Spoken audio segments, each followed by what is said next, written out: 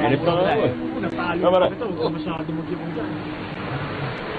Tandaan nyo, isa lang ang kalaban natin. Oo, sir. Pero hindi sa pipitsugin pupuwet.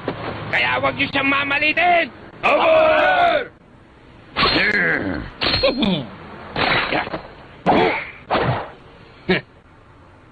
Yan kaya yung bali-balitang labanan, Mr. Motobe?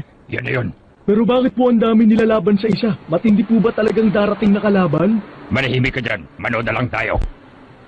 Opo. Tsakin natin may liligpit natin si Maki. Opo! Kumusta, kitasawa? Mr. Lata, kayo pala. Magandang gabi po, sir. Magandang gabi po. Salamat po nakarating kayo, sir. Pabihira ka. Grabe naman itong pag-abala mo para iligpit ang nag-iisang tao.